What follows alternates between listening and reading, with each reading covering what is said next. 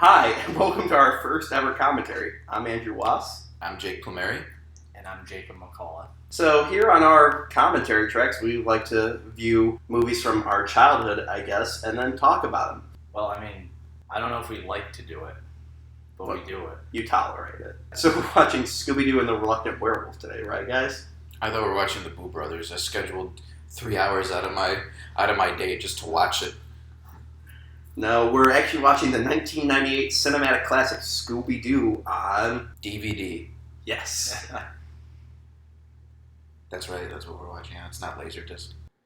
So you think Hanna-Barbera disliked this movie because it had a budget of over $5? Well, did it make that budget back? I don't know. How's a TV movie work? They entered. I think if it made its budget back, then they were satisfied with it. There you go. I know they were very happy with the Flintstones John Goodman movie, so maybe they like this even more. Maybe less. The one where they have to beat an insurance scam. Yeah, that was the weird thing with kids movies in the 90s. They all involved white collar crime. So this is probably the best Scooby-Doo movie. I don't know who agrees with me on that here. Yeah, safe bet to say. Yeah. I would say the Boo Brothers would like to have a word with you. Well, that doesn't count. You didn't watch the whole thing. Oh, maybe that's why I liked it. We're going to be making lots of jokes about Scooby-Doo and the franchise because we have no lives and have watched a lot of it. This is actually our fifth time in about a year we've watched this. I think all of us have officially seen this more than we've seen Citizen Kane. Yeah. I know at least more than The Godfather 1 and 2 combined in terms of viewings.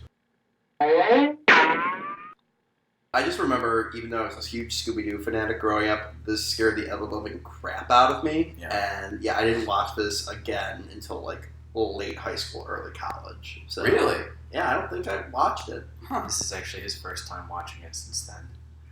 Okay, so I remember when this first came out, and I watched it constantly. Whenever it came on, it was a real treat. It didn't come on often, but when it did, I always try to watch it.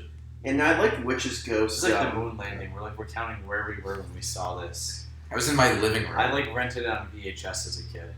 Oh, okay. So you didn't see it when it premiered on Cartoon Network? No, I just randomly found it at Blockbuster Video. Oh, so you weren't aware of it until then?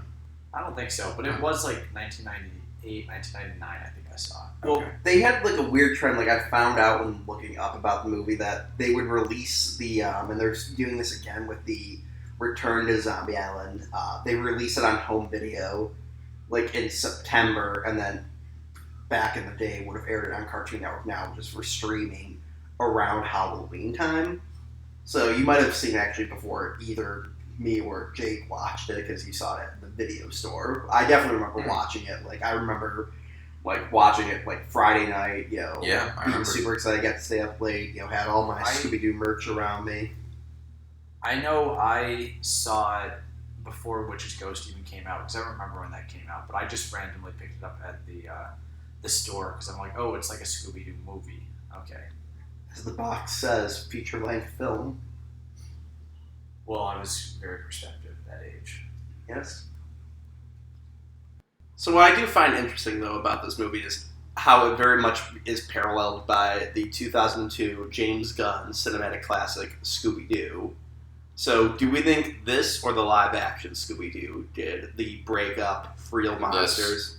This. Well, you know what, okay, so here's the weird thing with this. And, granted, it's been at least 3 weeks since I've last seen this movie, so maybe I'm not remembering it right, but the arc is pretty much done by, the first act, and the rest of it is just them, kind of running from zombies.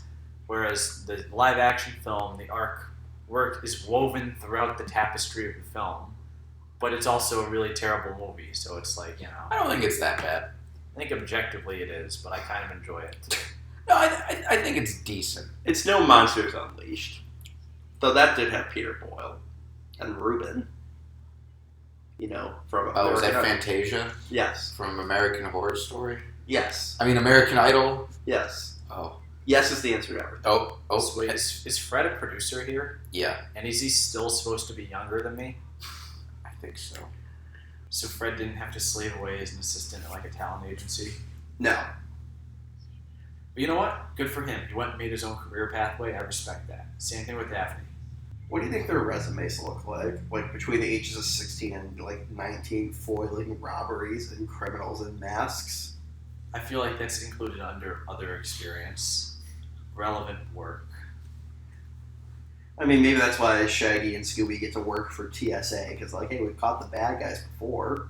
We'll probably catch them again. We bumbled our way into it, but we'll do the same at TSA. We'll unmask those terrorists.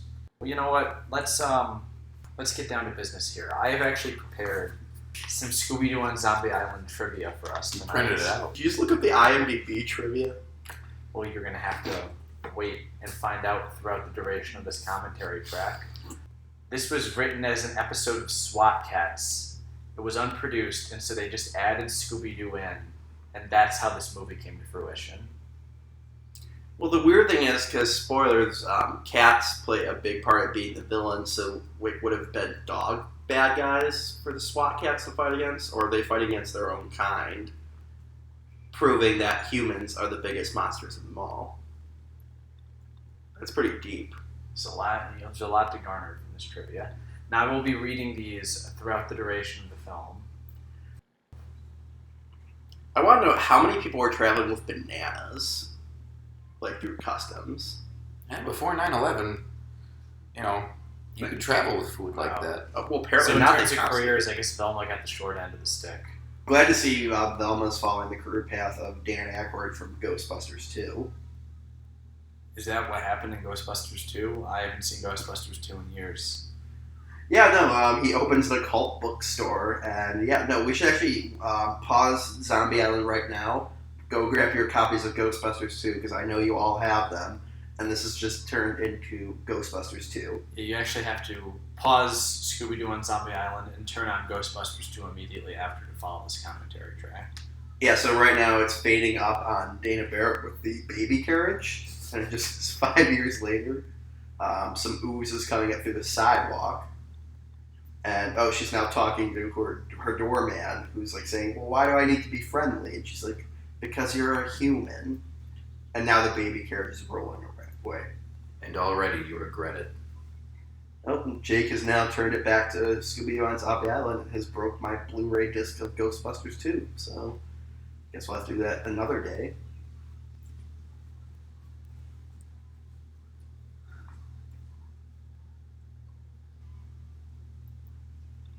I wonder how many tapeworms they must have for all the food they eat.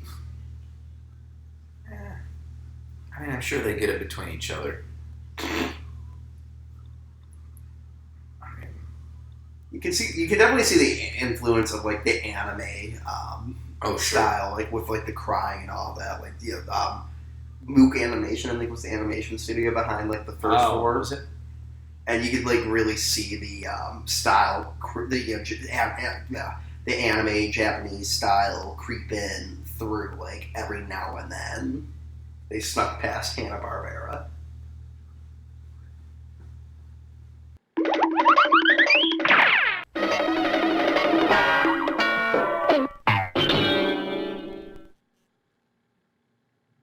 Like I guess this is my one minor quibble with this obviously undisputed masterpiece, is that they just kind of get back together and they're all fine. I mean, I don't want to see them like hating each other and fighting with each other like in the live action movie, but they're just like, oh yeah, we're back. Well, the weird thing is they broke up because the mysteries were so boring and they were tired of not finding ghosts. But isn't that the whole point of this, that they're going around trying to find ghosts? So what's different, really? Yeah, it's like they achieved their dream and they don't know what to do going forward. Yeah, I mean, they take the tagline, I think, of this time the monsters are real a little too literal. That like, oh, we got to have them be complaining about, the monsters aren't real. But I appreciate that they didn't make them hate each other, though. Like, the lazier writer, or committee of writers, as it's probably with in this case, would have just, like, had them hate each other for some arbitrary reasons that they get over later. So are you saying insert writer of Scooby-Doo on Zombie Island here is a better writer than James Gunn? Is that what you're saying? Essentially. You're saying they should be the one to helm Guardians of the Galaxy 3. I'm very disappointed that they had to rehire James Gunn and not the committee that wrote this. Maybe the committee didn't make pedophile jokes. Topical. Maybe they did. We just don't know.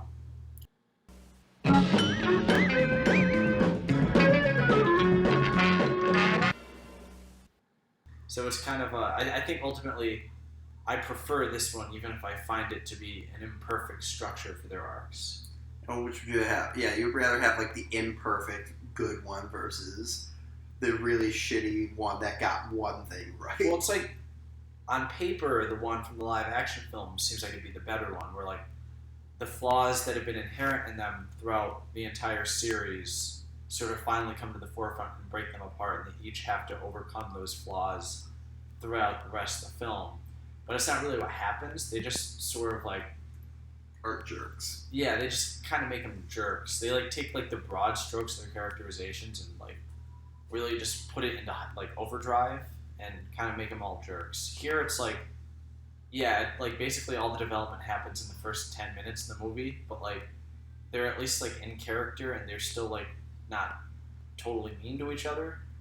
Well, they don't even dislike each other in this version. It was just they got tired of doing like the same thing over and over, which this is why I don't get. So like, and I'm okay with like I'm okay with them doing something where they have conflicts with each other. It's just it felt like very forced conflict in the other one, where they weren't really acting like themselves. Scooby-Doo, where are you? We got some work to do now. Scooby-Doo, where are you? We need some help from you now. Come on, Scooby-Doo, I see. They did a Kickstarter to revive SWAT Cats. After 2013 via Kickstarter, they made $140,000 in funds, reaching their goal, and then just never made it. oh, that's some shady stuff. Now, Jake, do you have any opinion on the scene? What? Or apparently they were able to convince them just to bring it back in Boomerang. We should download the Boomerang app. In fact, you guys should close out of this video right now and go download the Boomerang app. Should like close out of this video right now and go, tell a loved one that you care for them. Instead of watching Scooby-Doo on Zombie Island in your mid-20s. Instead of watching 3 people talk about Scooby-Doo on Zombie Island in your mid-20s. I could be with my girlfriend right now, but I chose to do this instead. Why did you mention your girlfriend? You think people wouldn't believe any of us had girlfriends? This I have to make myself seem cooler. well, it's working. Hey girl, you got me running. Na na na na na na na. My heart is lost and my mind's gone bumming. Na na na na na na na. Tell me where you've been hiding. I took a look and I decided. Gotta know why you missed it by me. I like to think also Frank Welker, like it wasn't in the script that he was eating, but like Frank Welker was just having like a big sandwich during like the audio recording. Can we talk about how like loyal Frank Welker has been throughout these whole 50, 60 years? 50 years. It's the 50th anniversary. Oh yeah, also that's why we're doing this. It's also the 50th anniversary. So how old was he when he started doing the voice? He had to be around like mid to late 20s. Oh, you didn't print that fact out? Okay, Frank Welker was born in 1946, so 56, 66. So he was 23 when he started Scooby-Doo. Wow. So what have we accomplished in our 26 and 27 years, respectively, lives? Have we started voicing a classic cartoon character? Have we? It depends on if people start watching my videos on YouTube with more frequency sometime soon. Click the link below. I just thought Scooby was such an asshole doing this to Shaggy, eating his food. It's like, I know that's the joke, but as a kid, I was always irritated with that. I always felt bad for Shaggy. I always thought it was okay because Scooby-Doo is sort of a miracle of an animal, and Shaggy gets to hang out with him. True. Yeah. Well, this movie makes Scooby kind of a jerk. Like, he's really aggressive towards, like, the cats and, like... Well, I'm glad you brought that up, Andrew, because that brings me to my next trivia point, which is coming up in the movie shortly as well. This is the first time Scooby-Doo shows any aggression towards another animal. In all previous series, he is kind and friendly towards not only cats, but others, including mice, gophers, chicks, etc. There we go. Yeah, We'll no, see shortly how he starts trying to kill this cat. Now I wonder, do you think that was a big FU to Casey Kasem for being a vegetarian and leaving the series around this time? That's like, we have to show as much anguish towards animals as possible. I don't think they care that much. Yeah, we should talk about the guy who... I'm going to undermine you throughout this entire commentary. I'm going to just shut you down. Any talking points you bring up? Well, I think we should talk about how great Scott Innes... He was only Scooby-Doo. Innes. Yeah, this was actually Billy West as Shaggy, so... Was he better or worse than Scott Innes, the one who did it through, like, Witches, Ghosts, Cyber Chase, and Alien Invaders? I like Billy West. That's all I have to say on that. I mean, he's great. I think Scott Innes did a little bit better of a job as Shaggy. Wait, that's Jim Cummings, right? Yeah. Cajun Jim Cummings. I think this might have been the first time I knew about Mark Hamill being a voice actor, but I couldn't place Mark Hamill playing Luke Skywalker quite yet, but the name seems so familiar to me. And then once I watched Batman Beyond Return of the Joker, my brother had a Star Wars poster in his room, and I put 2 and 2 together. I was blown away. I don't think any other actors in this starred in the highest grossing movie of all time, but I have to double check. Time Cop? Oh no, that's Jean-Claude Van Damme. Wait, Thinking Time Runner. Time Runner. Let it be known, Time Runner I have seen more than once on Vudu Free Watch. I like Time Runner because Time Runner, he like goes back in time to stop an alien invasion from happening, and you find out the president is secretly an alien, and his name is President Neela, spelled Neila. Think about it. Dr. Acula? Think about it. President Neela. Oh. It's President Alien. Alien spelled backwards. I wonder if It took me like 20 minutes to figure that out. Time Runner. I wonder if the Fox News would do like a whole thing on that now. Just like if someone was running for president with that like as their name. Like Time Runner? Yeah. Oh, Neela. Yeah. Oh.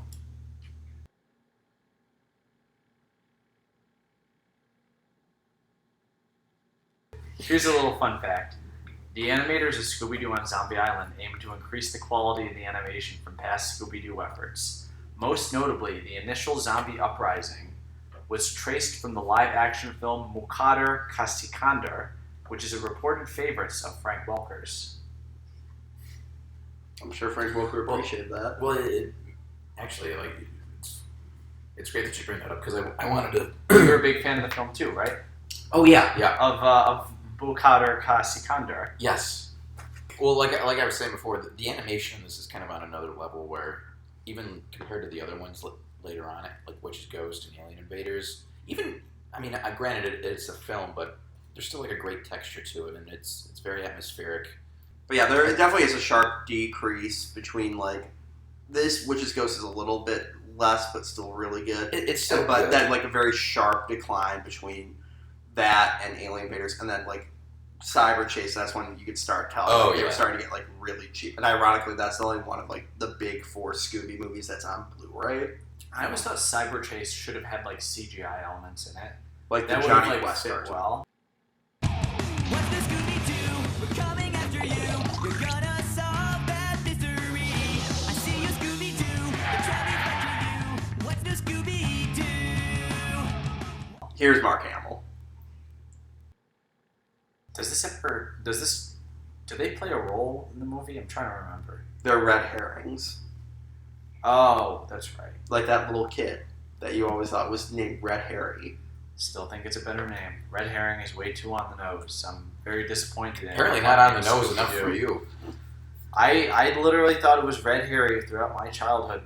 We're referring to the great show Pup Named Scooby-Doo, created by Tom Ruger, the guy who did Animaniacs, Freakazoid, and Tiny Toons. Really? Yeah.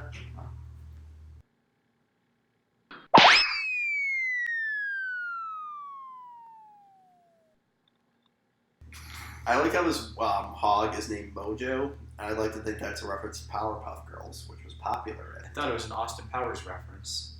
at one or the other. I want a crocodile Dundee get in this. Turns out Austin Powers was actually referencing this movie. I could see Mike Myers being a fan of these. What happened to Mike Myers? He had that Gong show, like, for a year where he pretended to be someone else, and we all knew it was him, but, like, we had to pretend like we didn't realize it was him. Wait, what was that? Yeah, he was Gong show. Yeah, they brought back the Gong show, and he was in pretty good makeup, but you could clearly tell it was him, and they didn't hide the fact that Mike Myers was a producer on the show. So he's just playing, like, this old, like, British host in this, from in his 60s who supposedly had a bunch of popular shows in England. But they didn't even bother creating That's kind of funny, actually. They didn't even create an I didn't know IMDb page, but like everyone immediately realized it was him. But like we all had to pretend like, oh, he hoodwinked us. That's pretty funny, actually. Oh, he actually put some thought into that then. Because when I first saw it, I thought it was like just a paycheck for him, just something to kind of. Because he's been gone for since the Love Guru. Yeah, that was like the last major one he did. Which is I think now on Voodoo. Voodoo is my new favorite. No, Roku. It's on Roku. Voodoo is my new favorite streaming source. And you know what's great about it? No algorithms. There you go. No one trying to suggest me what I'll like. I'll be like, I'll watch whatever I damn well please. And watch Time Runner. I'm glad to see they've added a bench seat in the back of the mystery machine, so it's not just implied that everyone except the people in the front seat are just bouncing around in the back of the car. They're showing road safety now in these Scooby movies. Just hear the Gone with the Wind music swelling now. I've never seen it. Alright, well let me start describing how it opens. So it opens up and Vivian Lee is with some guy, and then George Reeves from Superman. He's there. He's in the movie. This is before Superman. Okay. Wait, did you want a bigger reaction to that? Daydreaming, heads in the sand. Daydreaming, gee, but it's grand. I'm in love with an ostrich.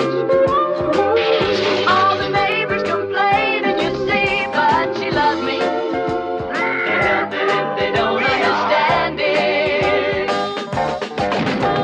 It's fun to be in love with an ostrich. And if you haven't tried it, don't deny it, my friend, 'cause it's so much fun to go out and... There's Cam Clark. Liquid Snake himself. And Mr. Fantastic on Spider-Man the Animated Series. So this is Adrienne Barbeau. Yeah, apparently. Yeah. Huh. I did not know that. And we have Esmeralda in the background. Yeah, seriously. I actually legitimately, the first time I saw this, thought that was supposed to be Esmeralda, like the first time. You want to know a fun Cam Clark fact? Sure, that's over here. He did a cover of I Will Survive that you can listen to online. And now we're gonna play it. Now that we've That'll played be the the 10 seconds. outro. The outro music as it wraps up. Yeah, no, they have like a lot of like actually good voice actors like in this. Like no disrespect to like the original series. I mean, obviously we do have Frank Welker back, but like Notable. Like they were good in the original series. True. It was just Sorry. of a certain like caliber in terms of where their careers were at. Was. Frank Welker never left. Yeah, the only time Frank Welker has not been involved in Scooby-Doo has been the live-action ones, or A Pup Named Scooby-Doo, when they... In Robot Chicken, they have, oh god, I'm blanking on his name. They get Matthew Lillard and Sarah Michelle Gellar and Linda Cardellini to do the voices. And Freddie Prinze Jr. does too. They get the cast of the live-action movies to do it on Robot Chicken, which I think is kind of like the joke. So it's all good. Well, because Seth Green was in the second one. They like bonded. He was, wasn't he? His Velma's love interest. Yeah, I'm mad that the weird goth guy from the first one was not back. Or Is that the guy with the mustache? Yeah, like the hipster-looking guy. Oh, the Led Zeppelin shirt. Yeah. Well, I'm also mad that Mary Jane... You just know that they broke up because he lives in Silver Lake, and she can't make that commute every day. So, all right, well, now this is going to turn into commentary for Beneath the Silver Lake right now, so sync up your DVD, guys. Underneath the Silver Lake, you mean? Yeah, whatever. That's a great movie. I just saw a glimmer of here in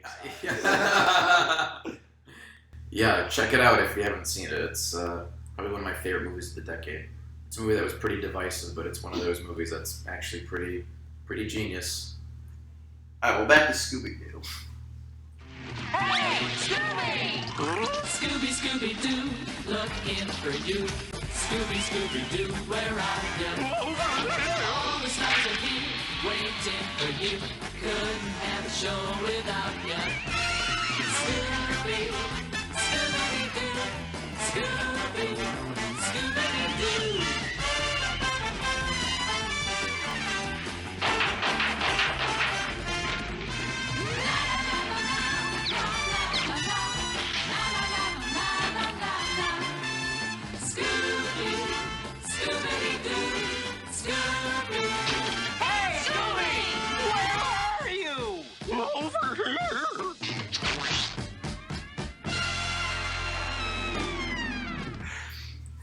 I have to say, I like all the redesigns of like that they've done throughout the years for the characters, except for Fred. In this one, I find it very weird. He's wearing like the vest that you would see like reporters like in the early days of like the like Iraq invasion, like like wearing like I don't know what do you call that vest? It's like a like utilitarian vest that like people wear. It's like, buddy, you're on vacation essentially in this. I mean, it's like cameraman's best. I think that's what it's best showing.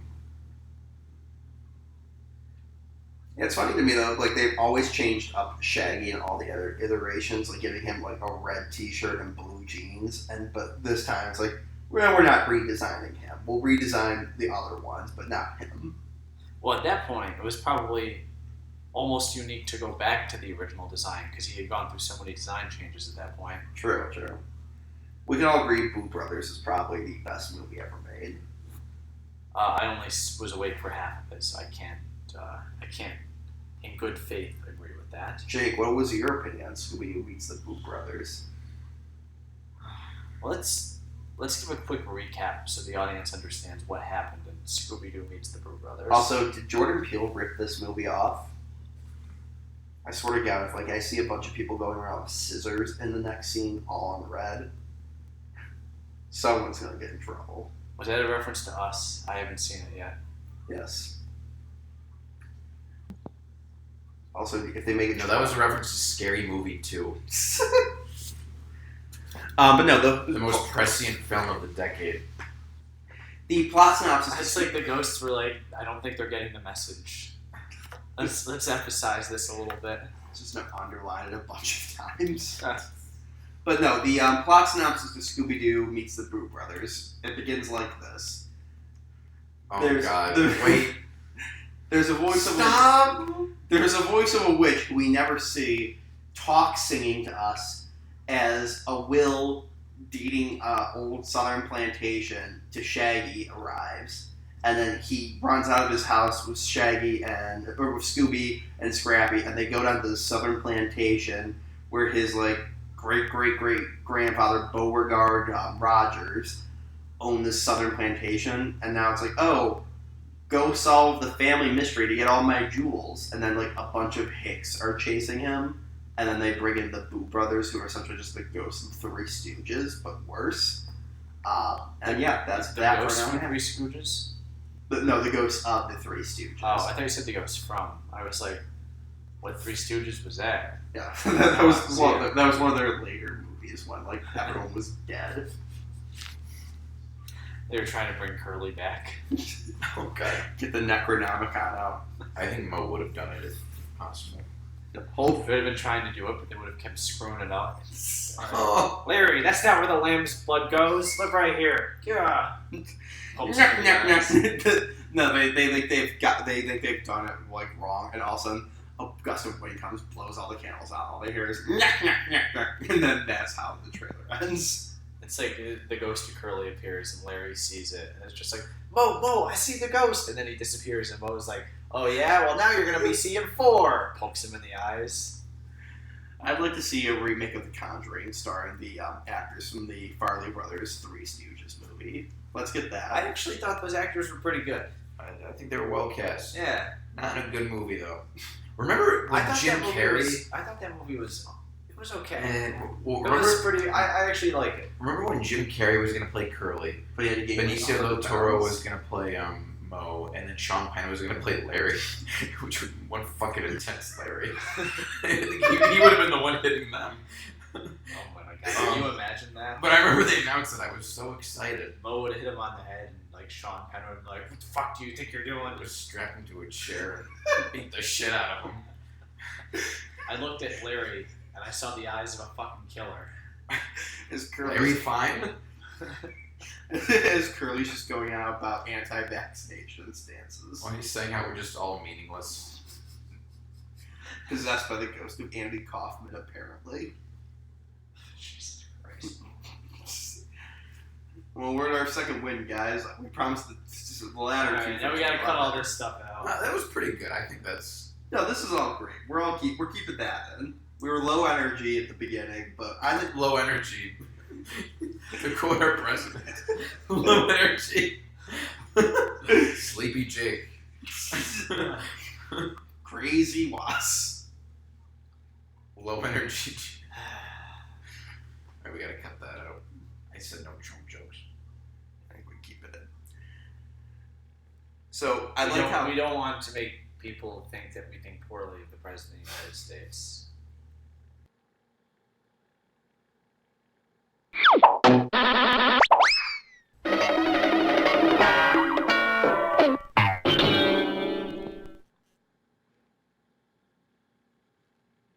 I just love that look on Fred's face. They're like, that's like a like I want that animation. I want a lot of animation. You want the animation cell when he's crying? No, when Fred's kind of like making it look like, hey, I'm not in trouble. Like that looked like a freeze frame from like some 80s sitcom. Like it's like, we'll be right back after these messages. So would it actually taste hot if you just swallowed it whole? I'm not complaining about it. I'm just genuinely thinking about it. I don't now. think so. Yeah. Maybe it would hurt. 'Cause I feel like when I eat really spicy things, like I feel it like in my entire core, like how you feel the Holy Spirit all the I time. just remember in high school, we like somehow got a kid to eat like a whole ghost pepper. He bit off a little piece of it and then popped a blood vessel in his eye. And then if I'm remembering this right, then another kid came over and like we started telling him what we did. We're like, oh, we got him to like eat this like a piece of this ghost pepper. We dare you to eat it. And then before he even knew what happened, he just grabbed it and ate the whole thing, and then just like immediately puked. And that kid was Sean Penn. Talk about the kid who tried to jump over the fence, Jacob. Oh, I wish. Talk about it. We're gonna have to cut this part out too. Why? We'll tell it later. We won't say his name. This is for the Patreon supporters. I like how gruesome injuries, like shit, Scooby can just wave them off, like just his nose collapses. Yeah, they're looking for monsters. They should just turn to their dog. Yeah, because no other animals talk. You don't see the fucking fish or the warthog talk. I mean, I guess the cat goes at one point. You guys think that you've seen monsters? Just wait until you see this abomination of a pet.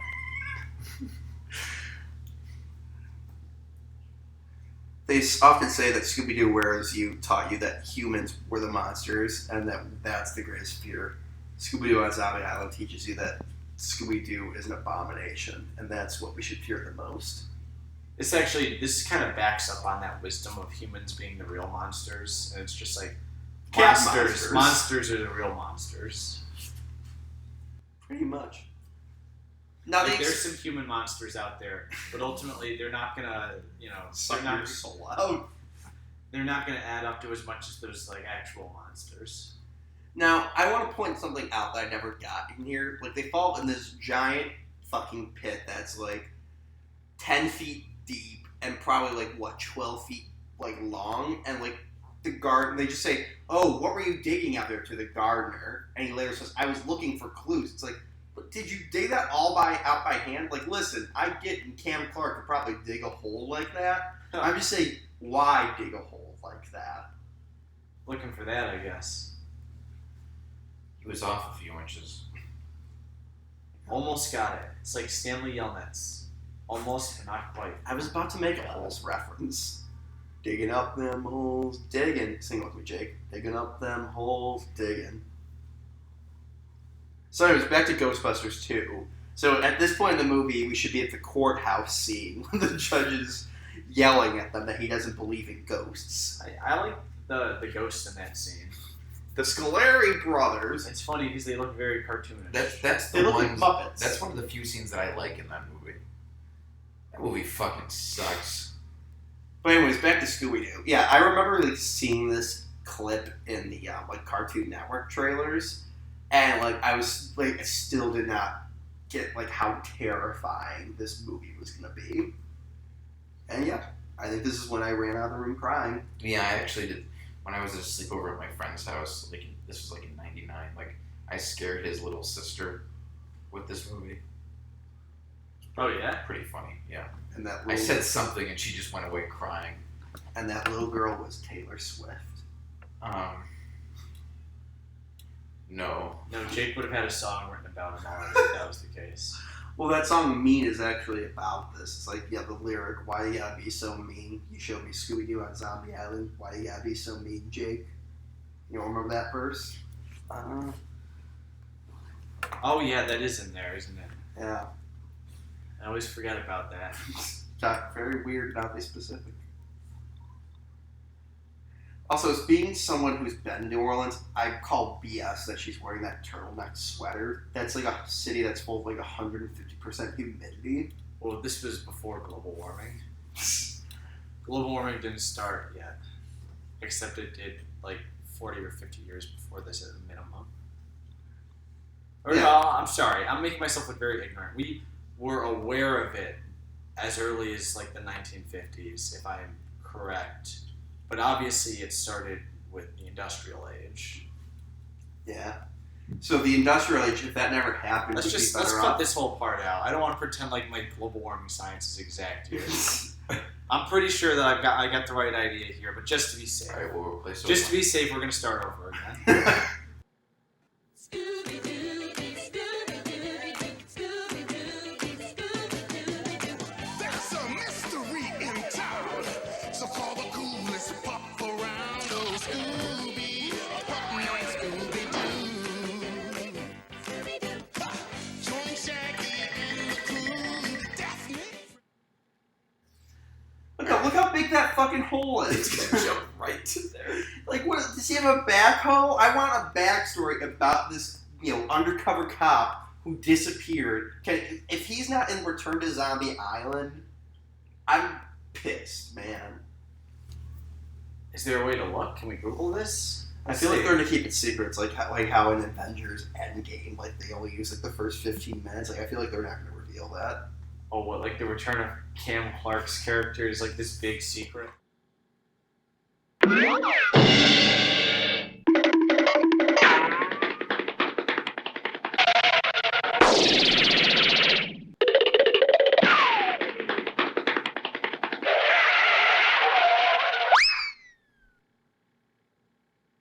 So how many Scooby-Doo movies have taken place in Southern Plantations now?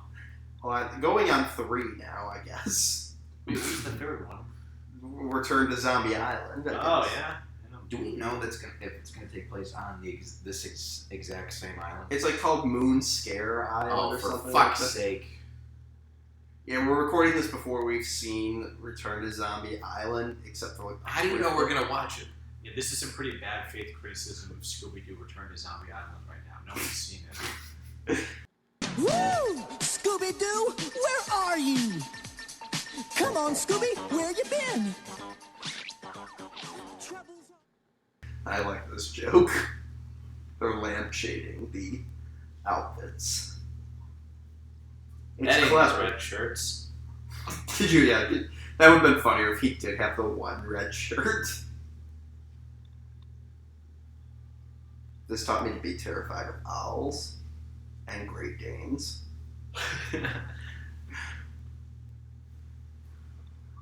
God is dead. Oh Just my breaks his neck like the Joker at the end of Dark Knight Returns. It's still twisted. It's like some like really bad like 90s, early 2000s horror movie where a character gets his neck broken.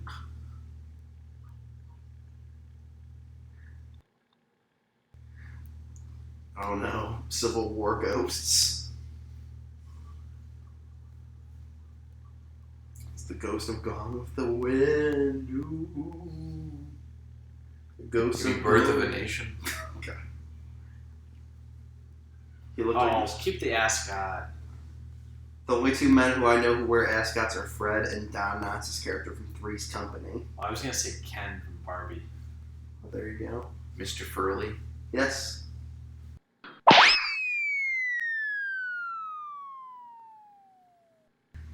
So, I think we can all agree that, as we've said, this is the definitive version of Scooby-Doo. What's the worst version of Scooby-Doo? Oh, the Boo Brothers. Well, explain to me, explain academically speaking why that's the worst. I'd rather not to. I'd rather not. I'd rather not to. See, that's not. Well, we can all agree, though, Scooby-Doo and Arabian Nights. That's a great one. Is that the one Richard Williams directed? They were Scooby cut. But yeah, no. I think we can all agree, though, Boo Brothers is probably a low point of the series. How do we all feel about Pup named Scooby-Doo? It's pretty good. Yeah, I like that show. It's one of the better versions. Very I- fun. I just love about that how, they brought in a bunch of kids to do the voices for that, like Fred, Daphne, and Velma, but then they just have, this 70-year-old Don Messick who's dying of throat cancer, 60-something-year-old Casey Kasem, and it's just I just love that fact. Jacob pointed that out to me when we were rewatching some of them. I never really thought it was too weird about two adults and the rest being kids. It must have been one hell of a group recording session. What was it group recorded? Do we know that? I would like to imagine. I doubt it. They don't normally record groups together like that. Well, could you just imagine the three kids talking about elementary school and Don Messick and Casey Kasem were bitching about alimony payments or for doctor visits? Those fucking payments. My son, JC Kasem. Kids, never go into this industry. It will ruin your life. Oh my god, are they still in the house? How long is this movie? It's 75 minutes. About as long as Halloween Resurrection. I'm not exaggerating. In memory of Donald Pleasance. That's Halloween 6. Oh, yeah. That's the worst Halloween movie. Oh, yes. Resurrection is the one with Busta Rhymes. That's not the worst one. It's enjoyable because of Busta Rhymes. He's really giving it his all in that. He's actually the most believable guy who's pretty scared in that situation. He's actually doing pretty well. He has a karate scene, though. Busta Rhymes? Yeah. Oh my god. Look, I have seen 2 Halloween movies. I don't know. Oh, and that's the best thing. That's what makes it.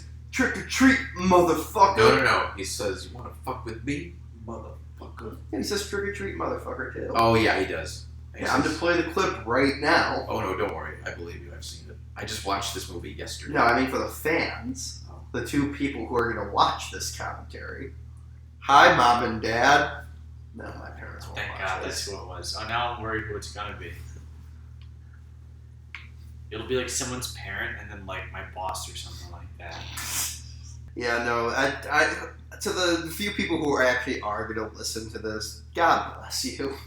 God bless you so much. When we become rich and famous from some other aspects in our lives, not related to doing commentaries, It's a very different venture.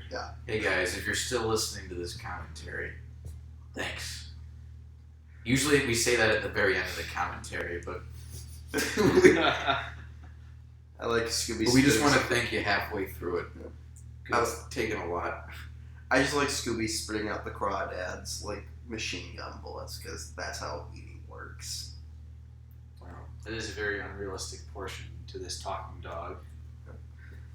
Well, listen, I also just as we've said before, Does Scooby-Doo have rabies in this? Is that a deleted scene? He's pretty There's muscle they put bound there. they put a lot of effort into showing him going crazy over these other animals. These animators are probably excited because they never probably drawn Scooby-Doo. pissed They're off. so pissed. They just get bored drawing the same old shit. And Shaggy's solution here is not to bring the dog inside, but is just to drive the car with the cats on top and hope they get knocked off. He's got a pile of coke in the back. like Scoob! Get away from the Got all this fucking coke in the back. He's like cooking it in the spoon, and he's just like, "Oh fuck!" If he keeps barking, they're gonna come out here. I would watch a Breaking Bad. Oh my remake god, with Shaggy Scooby and would be Scooby. Walter. I feel like Ray my name. I think Fred would be Walt. No, Fred. Yeah, Fred would be like Hank. Fred would be the unassuming one that you would think would be like. No, yeah, would you? Fred would be because he would be No, he's would like you the unassuming one. Would you assume a dog would be a drug kingpin? No, I would. Point well said. Velma would be Skinny Pete, I think. Velma would be Skinny Pete. Yeah, sure, why not? I just think the whole thing with Breaking Bad was that Walt is the last person you would expect to turn into Scarface, and Fred would be the same in this case. I am the one who knocks death.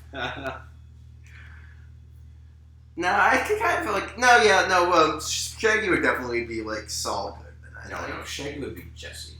For fuck's sake.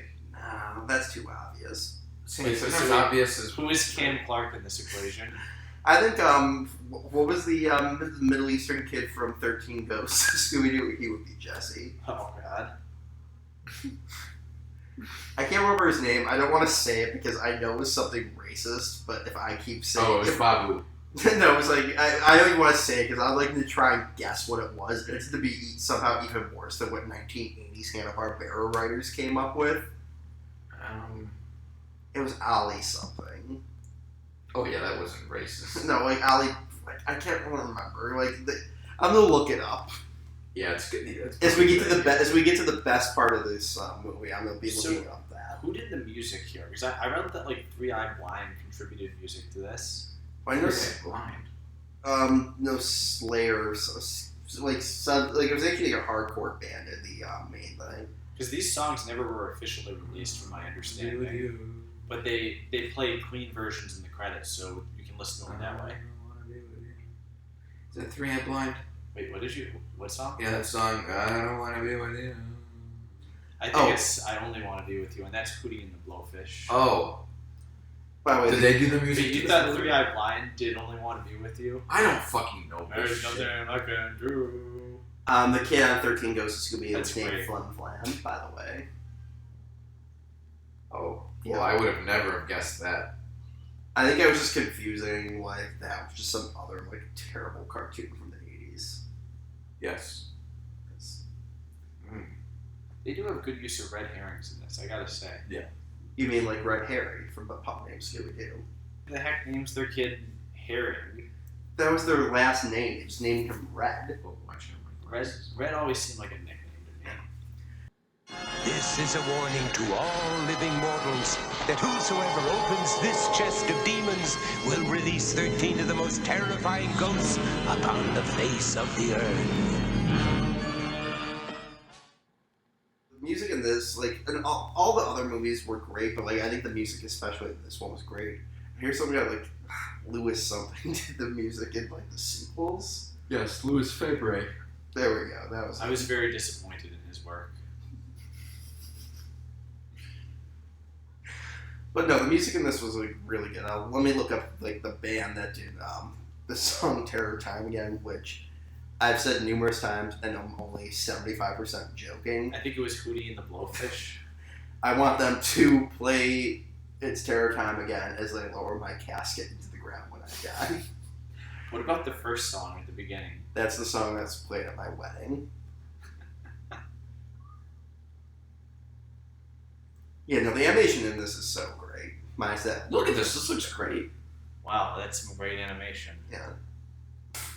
Thanks. Sky Cycle did "It's Terror Time" again, according to this site. Sky Cycle. Oh, okay. I know them. It's a great song.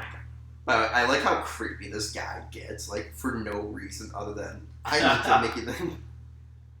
Like, I think there were other ways to be like, oh, there's quicksand. You could have said there's quicksand in front of you. Well, he had to prove it. She wouldn't have believed him because she was very skeptical of this man. True. Who are you, mysterious man that sounds like David Bowie? Fred's just really pissed off because he has to explain this as insurance agents for the wrecked mystery machine. Oh. Poor Frank Welker. He's doing all right for himself. What's he worth now? I don't know, they probably paid him $15 to do the original show. He at this point it had raised to $15 an hour.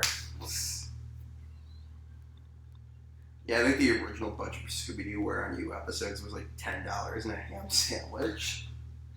I like the scene that's coming up here. This is like a rare human funny moment for Fred when they try and pull the mask off. Yeah. Now, could you imagine this like The Walking Dead, the zombie bit his hand and that's how Fred becomes like patient zero? Yeah, I would not put my hand in that guy's mouth. Animatronic or not. That's also like how Five Nights at Freddy's begins. How does it begin? No, robots biting you. I don't know. Is that like turning you into a monster? Probably. This is in 2015. Did you guys ever watch Buzz Lightyear Star Command? No. That was a great show. Yeah. Remember the episode with like the wire wolf? Where like the energy vampire bit Buzz's friend, and when the full moon came out, he would like turn into a cyborg werewolf. Kind of. That show was awesome. Wow, that's pretty cool. Yeah, and it was like actually a pretty freaky transformation. Kind of like how a beloved cartoon character decapitated a man, and now other beloved cartoon characters are tossing his head around. Yo, you know how they destroyed the werewolf? They blow up the moon. It's like an alien moon, and they're like, well, we don't know how to undo like the thing, but if we destroy the moon, then he can't turn back into the werewolf. If they made I fell down a rabbit hole recently. I was looking this up, and I was like, "Oh, this was kind of cool." If they had made another Frankenstein meets the Wolfman movie, that's how they would have gotten rid of Lon Chaney Jr. Just blow up the moon. He still would have come back. That's like such a cool idea for like a high concept werewolf movie. It's like we can't kill the werewolf, so we're gonna destroy the moon. It's so cool. Well, it's like someone did like the math that if you're on like a private Learjet, you could keep outrunning the moon, so you never need to become a werewolf. So it's like Larry Talbot could have avoided becoming a wolf man, but as someone pointed out, it's like, or if you are a sadistic piece of shit, you could always be flying in the other direction, so you're always constantly a werewolf.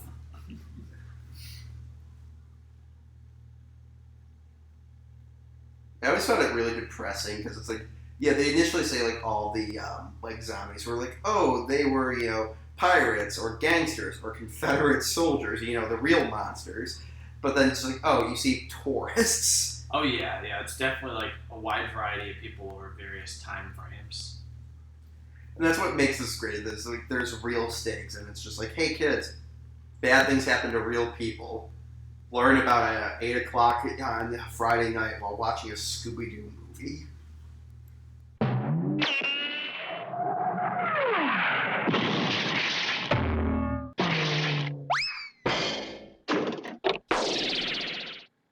Let's just use some nice, clean trivia here. I got a good one. I think you're running out.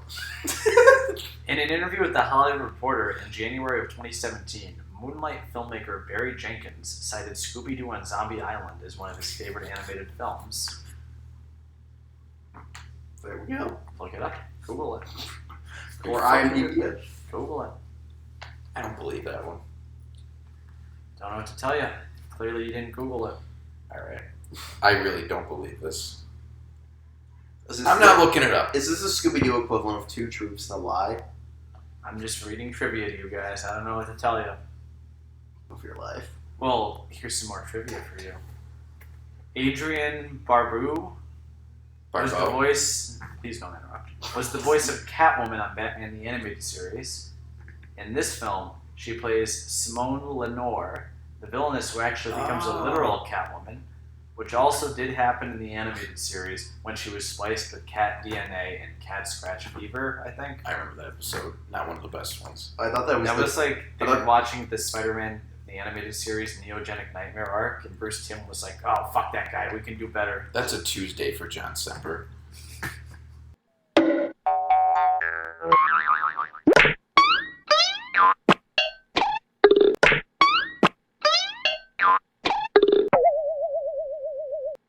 I like how they scream though after beat of seeing it's their friends. Well, now the best part of the movie's over. You can shut the commentary off, I guess. Good night, folks. Yeah, we'll just let it play.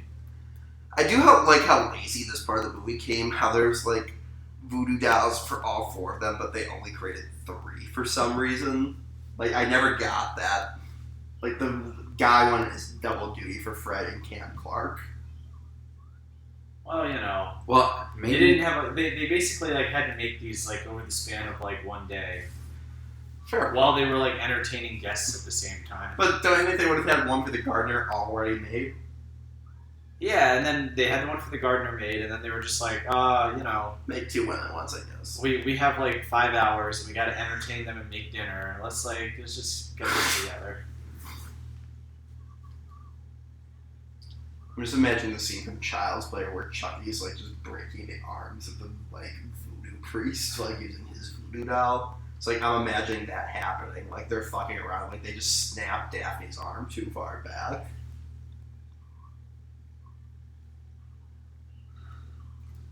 A background cell from Scooby-Doo, Where Are You? Is in there. Oh, was it? No, I'm joking with the glowing eyes. That's very It's definitely got to be a reference, right? probably. Maybe. That sounds also like a very stock like Scooby-Doo sound effect. Yeah. They pulled from the Hanna-Barbera archives.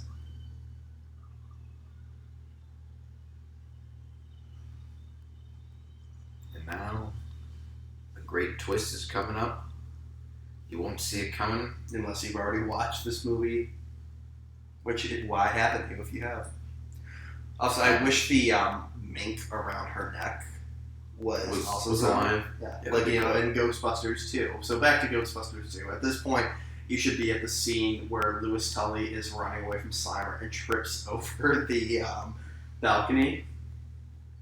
And now the montage is over. So is this movie longer than Ghostbusters 2?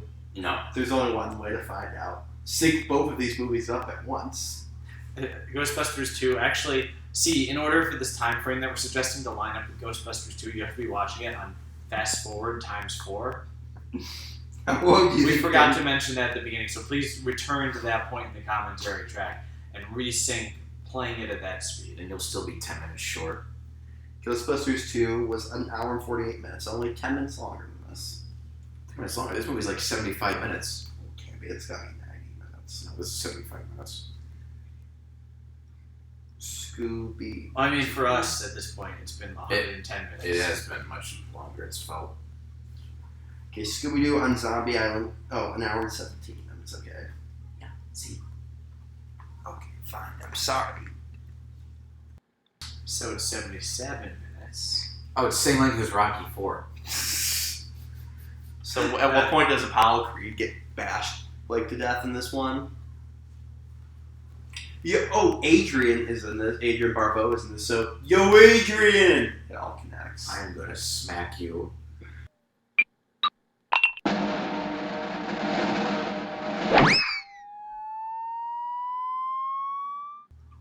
Also, we just passed a line where she said, "Oh, we would hide in here. This was built from when the house during the Civil War to hide from Yankee soldiers." So this movie's pro-Confederacy, I guess. I mean, they're also all zombies, so... Well, the South shall rise again, I guess is their motto around this island. Along with the pirates and the tourists. Those are actually soldiers from the War of 1812. Actually, once when you say, yo, Adrian, can you cut my voice down? Just be like a long thing of silence. It's like crickets. That'd be pretty funny. And then have you come out like 10 seconds after that. Yes. I remember that being in all the trailers, her being the go around the door.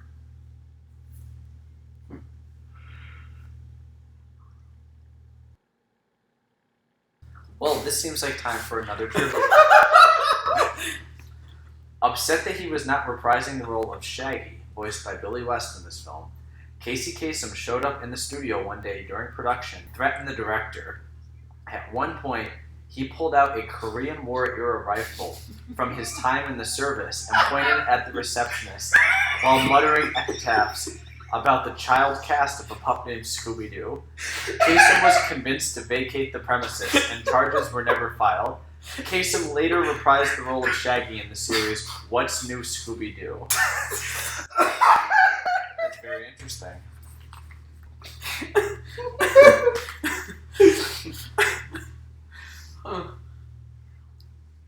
God, that's the most memorable part of the true commentary now. Ba-da-da, ba-da-da, ba-da-da-da-da.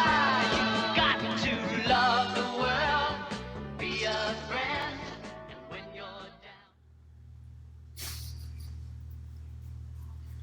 Well, have to lay it out to the kids that he was innocent all along.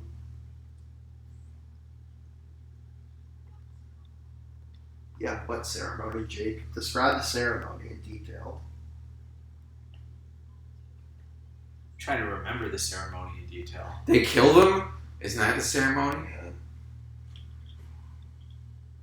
Yep, that was terrifying as a kid. Yeah, at this point, you're already very scared, and then they introduce more scary stuff. Well, the fact that the backstory is pretty disturbing here that you're about to see. Yeah, well, they do a really good job of introducing complex villains that, like, their first batch of victims, the pirates, are terrible, terrible monsters. Well, yeah, which pirates were. Yeah. Sorry, Johnny Depp, you weren't all charming and great. It's actually a well-done, interesting backstory.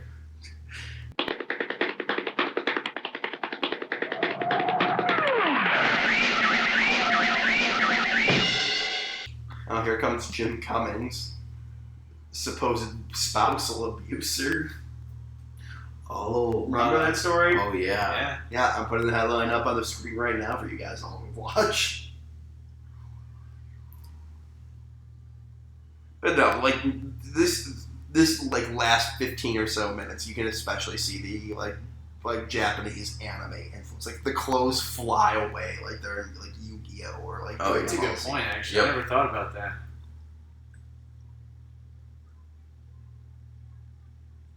Yeah, I mean these are just great designs, and I can't wait just to see them like as the dollar store versions of the new one.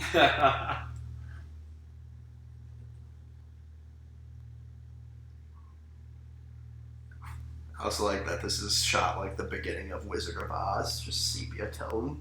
There are 3 movies I can think of that use sepia tone. Yeah, This Wizard of Oz, and the beginning of Titanic. Can you imagine, like, watching this without any context, and it's like, this is Scooby-Doo.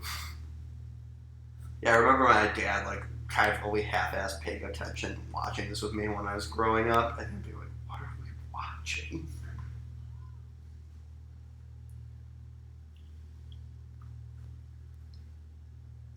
Yo ho, pirates live for me. Oh, I love that ride.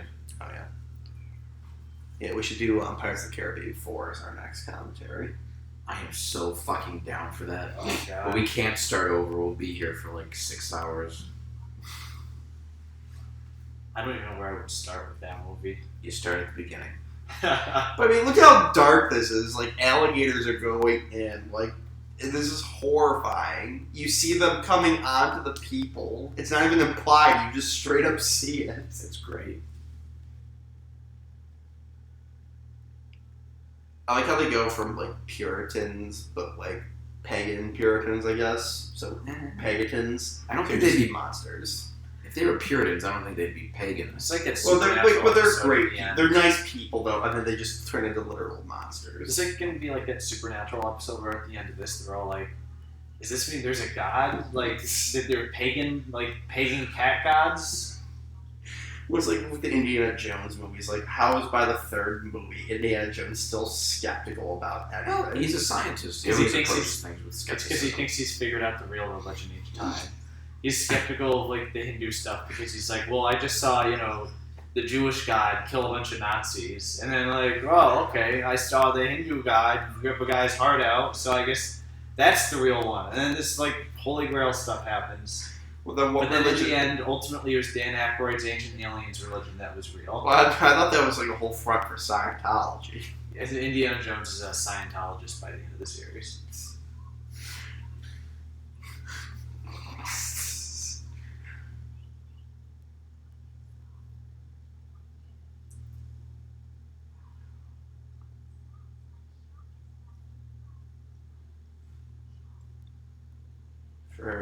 Jacques is his name, right? Yeah. We're watching this without any sound, but also without subtitles because there are no subtitles on the DVD. So we're trying to go based on memory of what's going on in the movie. That character's name is Shaggy. Like how he's strangling them.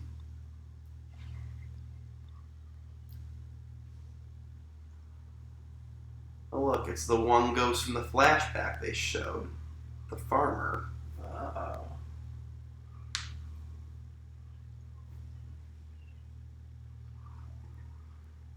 It's their chance. They must act on it.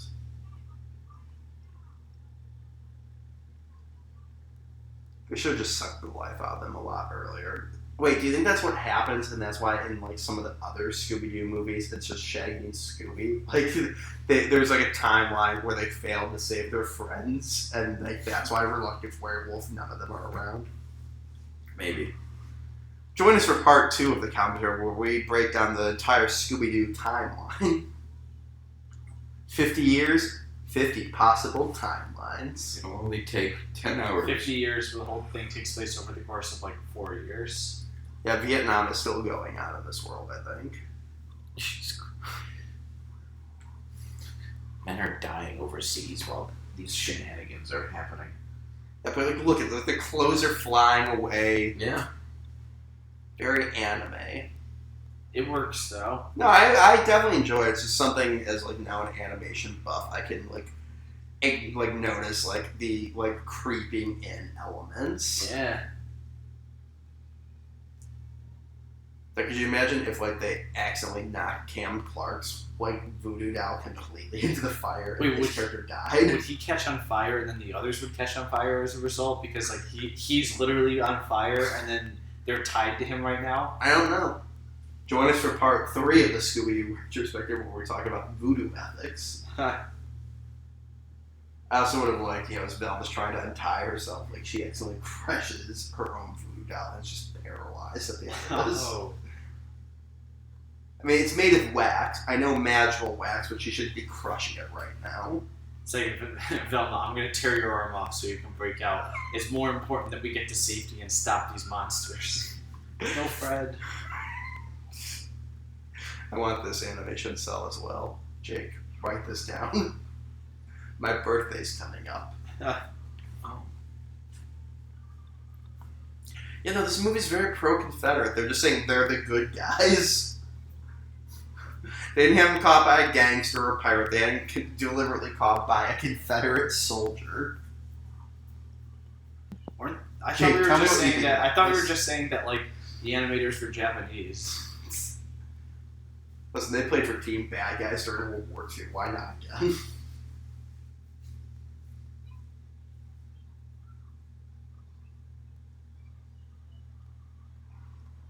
I wonder who makes Shaggy's shirt because it held up to a lot of strength there. That's a good point. Much like with most cuisines, peppers save the day. Set up and pay off. It's pretty good. Click for part 4 with Dr. Jake's script analysis. That's it. So this means Shaggy and Scooby are going to die like 5 years sooner. I wondered the same thing as a kid. Well, it's They like- would- they would only be half alive for the rest of their lives.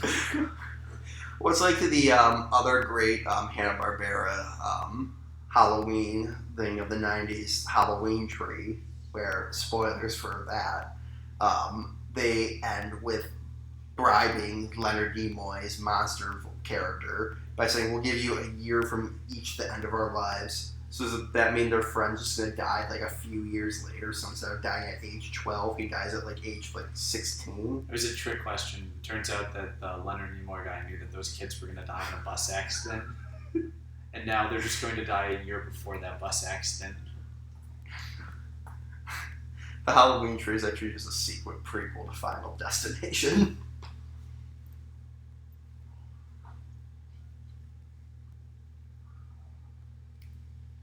Uh-oh.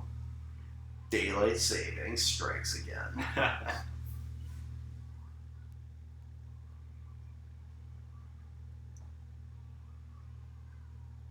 Maybe you shouldn't have had so much expository dialogue there, Adrian Barbeau. Yeah, I just remember saying, Daddy, did those monster people just blow up into skeletons? And he lied to you.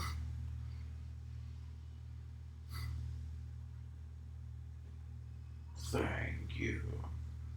And again, it wasn't the pirate saying it, it was the Confederate soldier saying it. Oh, yeah. You heard it here first, folks. Hanna-Barbera loved the Confederacy.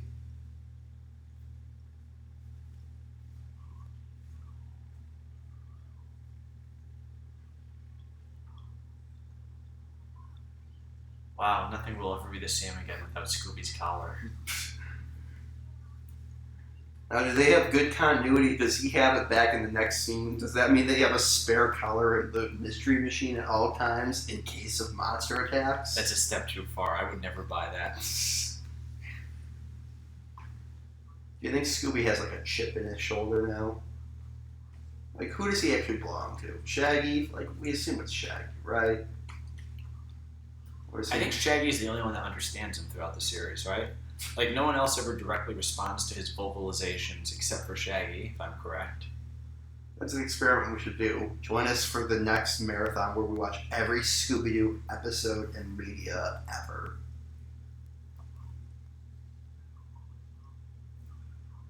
Oh, yeah. I actually assume the reason why this guy is not in Witch's Ghost is the love interest is the same reason why the cop from the first Child's Play movie is not in the sequels. They just say, oh, he recanted on his story. So, yeah, there was no killer doll. You're all crazy. There was no killer cat, people. You're crazy. That's the cop from the original Child's Play is, what's his name from The Princess Bride? Humphrey, yeah. Yeah. Oh. Yeah, Catherine Hicks is in the original mom, so Seventh Heaven, Star Trek 4, right? Yeah, Star Trek 4. And the show, Tucker's Witch, that classic show. I'm just listing off her IMDb at this point. Seventh Heaven. Seventh Heaven Season 2.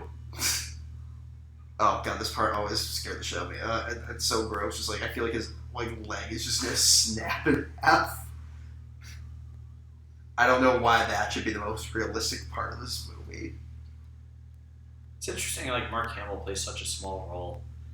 I don't think it is, but it would be interesting if they meant it to be misdirection by, like, having a famous actor that plays, like, a character like the Joker doing the voice of a red herring.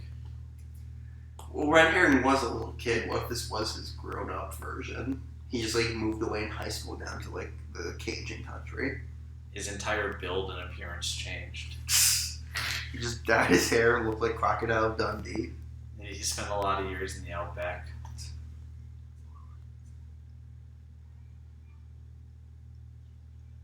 Well, thank you for joining us for our first ever commentary And last. for Scooby-Doo on Zombie Island.